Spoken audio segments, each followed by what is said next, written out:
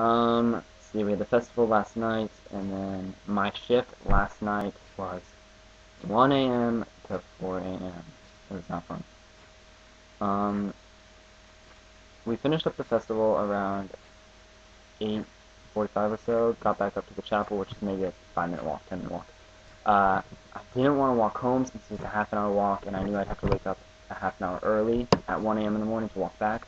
So I knew I'd lose an hour of sleep, so we slept upstairs in the loft of the chapel, which is supposed to be off limits, but me and brother Jose Maria slept up there, and that was a miserable night of sleeping for a few hours. It was pretty warm when we got back from the festival. There was no clouds in the sky, so the clouds really changed climate. The rain cloud comes in, and the temperature drops 15 degrees, and then no clouds in the sky. It was pretty nice. Fell asleep with just a sweatshirt on, and then I used my pea coat as a pillow for my head. Woke up freezing cold. I used my pea coat, put it over me as a little blanket, and then I didn't have a pillow, so I tried to use my prayer book, and that turned out to be as hard as a brick, and it was pretty bad. So I didn't get really good sleep. Funny thing is, Brother Jose Maria was snoring all night in the loft and stuff while people were downstairs trying to pray, and it turned out to be comical all night long. So I guess a lot of people got a kick out of it, and I guess it was just a weird night of comedy and holiness of the whole adoration going on. People were dropping their books as they were falling asleep because people were still getting on jet lag and getting off the jet lag, and now they're asked to stay up in the middle of the night. So nobody knows what's going on. So I had a 1 to 4 shift. 4 o'clock comes around, and the group who was supposed to relieve us, which turned out to be Jared Evelow's group, didn't show up.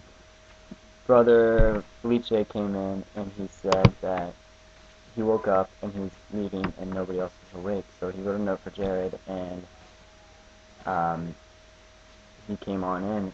About 4:30 or so, Gosha, who is one of the groups that was there and is one of the parishioners with us, she lives in New York, or pilgrims with us, she lives in New York, she was there. Her shift was from 11 to 1. Yeah, 11 to 1, and somehow she got caught up talking to the security guard about our faith and stuff, and missed walking home with their group. So she stayed from 11 to 4:30 when she wanted to go home, and some of the people from my group decided to stay because the other group didn't show up on time, and I walked her back and stuff, and we had a really cool realization and stuff, just of walking in a pitch black city with just streetlights and stuff, and for about half an hour, it wasn't raining, but the ground and the streets were all wet and stuff, and so you get the whole reflections of the lights and stuff, and we just realized it was really cool. We felt like locals, walking so late at night, and very peaceful, cool temperature. Really good experience just talking on the way home. And then it turns out that Jared did wake up, and a couple of the people did go. Made it late, but they did make it. As for the rest of my group, they slept there. So we got back, and then we got back, it must have been about 5 in the morning. Had about a 6:45 wake-up call, so I got another hour and a half of sleep maybe. And then in the morning when Sarah turned on the lights, I woke up, and we sleep in there's one big room everybody sleeps in, and there's a divider halfway down the wall, and the girls sleep in this section with so they're not exactly in the same room as us, but she turned on the lights to wake everybody up, and I look up, and I'm the only person sleeping in that room, and it turned out the guys were sleeping around the corner a little bit, so I thought I was the only person there. A little confused, but it turns out that Group A, who was the group that had the earliest shift, and I were the only people there, and we had no idea what was going on. Everybody else went out to get breakfast from the chapel at 6:30, so we're like, no idea. It turned out to be the most comical morning in the world. It was just, I think it was the fact that we were so sleep deprived and stuff, but it was a good morning, just full of comics and laughter and jokes and stuff, so it was good. We went back from Mass, and we had the closing of adoration, and then today was pretty much a free day. We went across the street from the chapel was like this big mall area. Very, very cool. So we went kind of walking through there, did some window shopping and stuff. Some people got some souvenirs and stuff. I wasn't really keeping my eye out for anything. I don't want to throw stuff into my bag quite yet. I'll wait for Sydney if I want to pick up any souvenirs like boomerang or something. I know I'm supposed to get a couple shot glasses. Um, so we went ahead and we got we got a all-day ticket for public transportation, and we got on the train and then headed down towards the beach, and then we had to get off the train, take a bus, and we went to the Indian Ocean, which turned out to be miserable. It was rain, windy, and cold, and I mean windy as in like 30 miles an hour of wind, but it was the Indian Ocean, so we had to take off our shoes, roll up our jeans, and touch the water. We did, and it was the worst day I've ever had at the beach.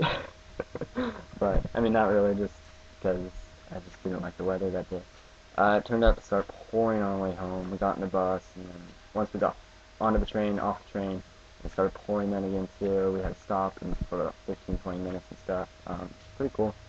Today I got lunch at a Lebanese place, Joe. Yes, I ate Lebanese today. I had a shish kebab, some steak, and tomatoes. And I don't eat tomatoes, but they were the world's best tomatoes I've ever had. They were good. So turned out to be a great lunch. We ate it with a bunch of fries and some other people. And that pretty much wraps it up. Um, Tomorrow's a pretty lenient day. We have the closing mass for Perth Diocese tomorrow at that big festival area in the big tent. The Archbishop is giving the mass, and then we have to come back here, finish cleaning up, pack our bags. We're already packed pretty much, but we have to get our bags, head to the airport, and we leave for Sydney. It's a 4.5 hour flight. So we're all pretty excited to get Sydney. We get in Sydney pretty late. It's about 10:30 p.m. when we get there. We're going to get with our host families, and then we're going to crash. Sunday is a free day for us. I think we're going to go to the Sydney Zoo. So that will be a cool experience. Hopefully I'll maybe pick up a souvenir from there. And then as far as I don't know how we're going to go from there. So I'm looking forward to the next few days quite a bit. Just I want to say thank you guys for your support again. Mom, Dad, love you guys. Anybody else who's watching this, thank you guys so much for just keeping up with me. And I know, Joe, and you guys are praying for us, so keep us in your thoughts and stuff. Also, one more thing, Murph, I just got your card. I want to say thank you so much. I appreciate it so much. Jared had forgot to give it to me on the flight. He stuck it in my laptop in between about 2 days ago, but we have been so busy with the adoration thing, I haven't opened my laptop for a while. But I just opened it and read it about a couple hours ago, and I just wanted to say thank you very much. It was very sweet of you.